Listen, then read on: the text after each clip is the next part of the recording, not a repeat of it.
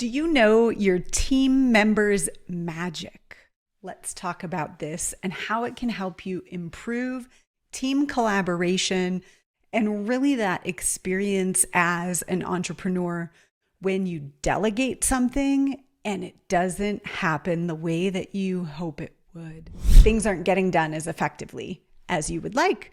Maybe the answer is creating space for magic. What is magic? First of all, so I teach something called your sourced magic, which is the way your inner knowing works with and through you in service of higher consciousness on the planet. If you're here watching this video, I assume that your business is in some way, shape, or form dedicated to increasing the consciousness on the planet, helping people heal and transform at the core. If that's you, your team members need to understand that as well.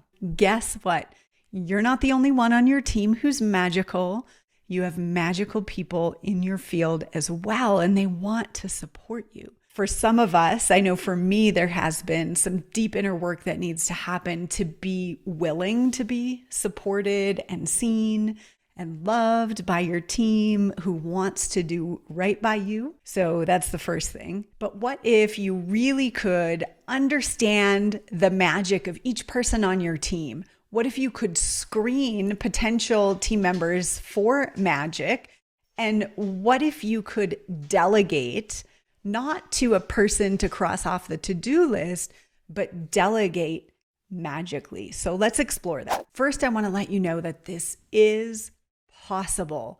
And I remember back in the beginning of my business when I had team members, several of them, that really were checking things off the box. And they might have been really good at checking the box and getting things done. But the mentality was, I'm getting this thing done so I can check my checklist. And it wasn't really feeling into the energetic reality of the thing they were doing. They weren't taking time to get present to this email we're sending is intended to change some lives, to spark new possibility, for example. And then eventually when I did have a team member who got that and was intentional in the creating and the sending of the email, I could really feel the sense of the difference to where my nervous system relaxed, where I felt like we're holding possibility for our clients together. So my first question is, when you're hiring someone, are you actually asking about how they relate to their work? Are you finding out if there's someone who just really wants to check the box and get things done, and they're maybe up in their head or they're not super present when you're talking with them, as opposed to someone who's asking a lot of questions, getting clarification, and you can hear and feel that it's coming from their soul wanting to be aligned with the work they're doing. You can really tell the difference, and you have the right to screen for that. Here's the thing. Not everybody knows that they have magic or that they're doing that. So you can ask,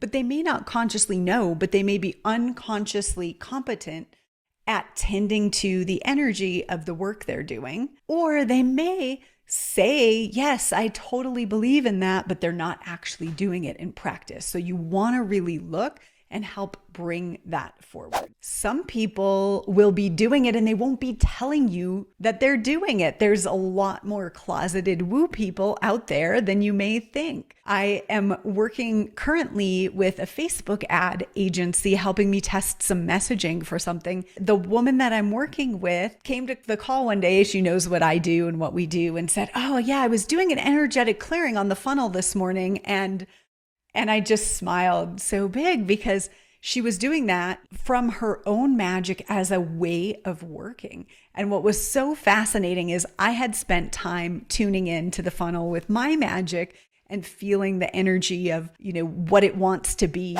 And we got the exact same thing when we compared notes about what it wants to become, because the magic is the magic, right? If it's in there, source is guiding us. And if we're tuning in, we're of course going to come to the same conclusion. These people are out there and you deserve to have magical people. So let's talk about a common problem that entrepreneurs have when it comes to working with their team and getting the most from the team. A lot of times you feel, first of all, as the entrepreneur, like you're the most magical, and so you have to have all the answers, which I totally get. So you can feel like you have to figure everything out before you delegate. And sometimes you do, like some people are never going to be able to figure it out the way you would. In fact, nobody's going to be able to figure it out the way you would.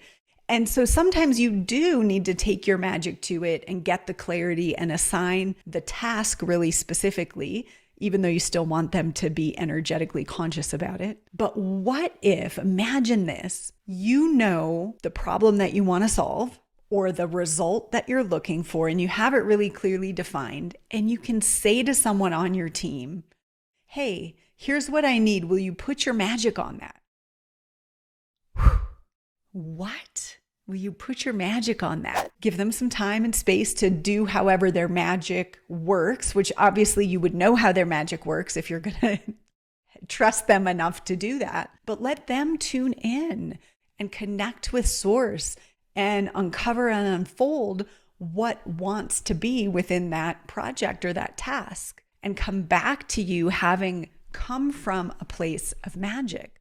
See, a lot of times we might be in a meeting and ask everybody what they think or give a chance to input, but maybe that's not how their magic works. Maybe their magic needs space and a meditation cushion and some candles and some music. Maybe their magic doesn't show up on demand in a meeting. Maybe it does, but it's important to know, right? So I want you just to imagine what would change for you as a leader if you were delegating things, not to a person, but to a person and their magic, right? Which means you're delegating to source, really through the people on your team. Got to find out what their magic is, right? So below this video, you can find a link to our Source to Magic quiz. You can have your team take the assessment of discovering what their magic is and come back and let you know. And then you can ask some questions to uncover how it works for them and find out the optimal conditions for their magic to come alive, and then delegate to them in that way. Isn't that exciting? So my recommendation is, when you're interviewing someone, ask them not just about their, how they think about things or how they do things, but ask them about how they feel things and how they energetically handle their work. Are they making space in their work, or are they so busy that they're just crossing things off and they're not present with what is, right? Because we have to make space for magic. So you can ask about that. The second thing is, give them a practice assignment, give them a real assignment to do before you hire them, and watch how they approach it. Watch how their magic shows up and ask about it. So then you're at least, even if they aren't doing it from a magical place, you at least have a baseline of, this is what I talk about here. Which brings me to number 3. In your team meetings, talk about magic in the team meetings. Ask people, what is your magic getting?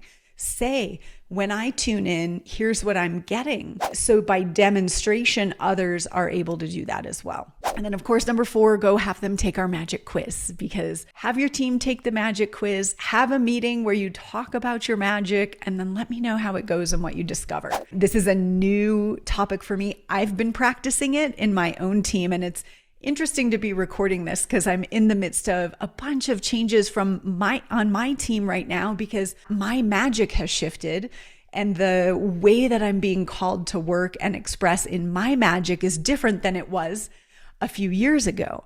And so I'm having all these shifts on my team. At the same time, I can confidently say I have had the most amazing team for the last several years, where we speak in magic.